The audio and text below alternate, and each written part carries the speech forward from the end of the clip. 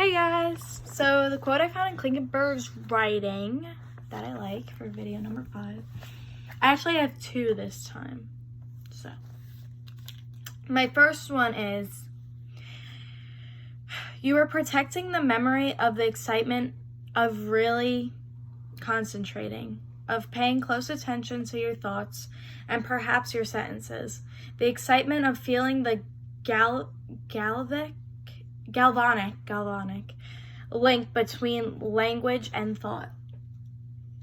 So something to notice about this passage is that it's saying that you are often so focused on staying on one path that when you open your mind and relax, the words just come to you because you're not really focusing on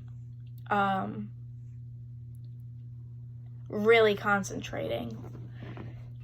It's hard to describe what I'm saying, but you think you're concentrating on it, but you're not really, because if you were, the thoughts would just come to you. It's significant to notice this because often people have trouble writing because they're so focused on staying in one place when they could just bring their writing to a whole new level by relaxing and letting your thoughts come to you and not constantly worrying about the same fact. The passage implies that readers will have less trouble writing if they let their thoughts come to them instead of keeping their focus so strong on the same idea when the idea you're focused on isn't always going to be what you need to say. Anyways, when the author uses the sentence, you were protecting the memory of the excitement of really concentrating, he's being sarcastic. At least that's how I took it.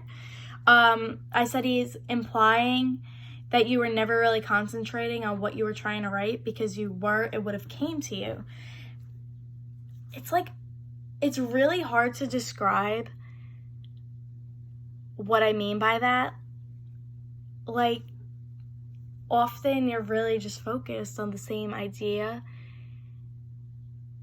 and not really what's in your head, and you're focused on saying one thing when in reality, if you let your thoughts lead you, you could say something completely different and just have a better all work. The passage relates to the work as a whole because it discusses how you should actually concentrate and the writing will come to you. And the rest of the work talks about your prose and how to fix it if it needs fixing. So your thoughts are the first layer of your prose and making sure it's correct. So the thoughts up here isn't always what is going to be put on the paper because you need to fix it grammatically and whatnot. It relates to our world today because often people censor themselves in their writing when they need to just let out what they really want to say and what first comes to mind. The passage helps us think differently about writing because it's telling us to let ourselves experience the joy one gets when the words hit them about what they really want to say. Okay, so the second passage I am analyzing is, in writing, it's impossible to express sincerity sincerely. That's just by being sincere. You really mean what you mean to say. You feel an intense sincerity burning inside you, and yet your sentences feel choked or formulaic,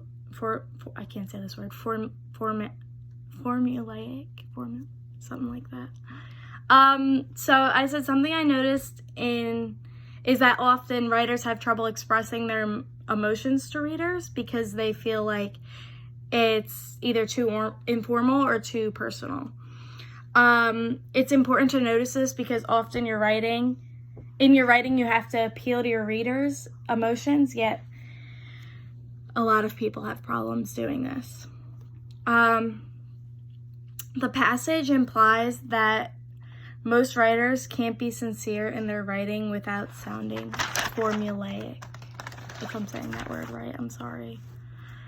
By using the word sincere, the author is letting readers know just how important it is to be sincere, because he uses the word so often and like so many times within like 3 or 4 sentences, that it's showing you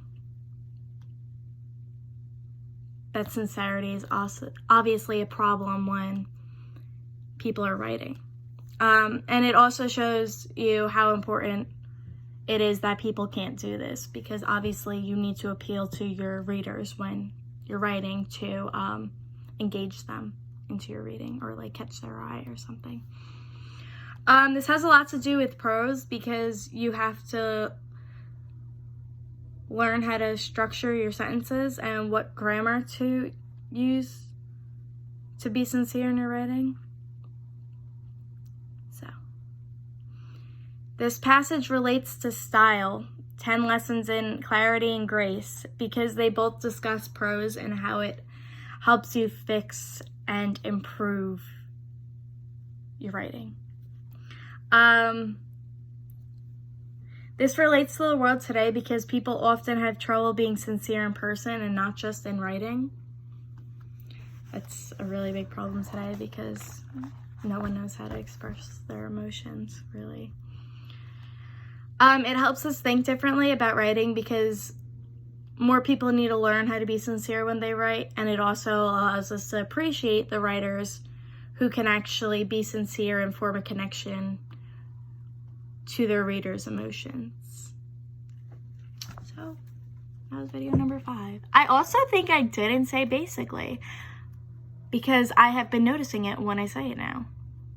So, point me out if I'm wrong though, obviously.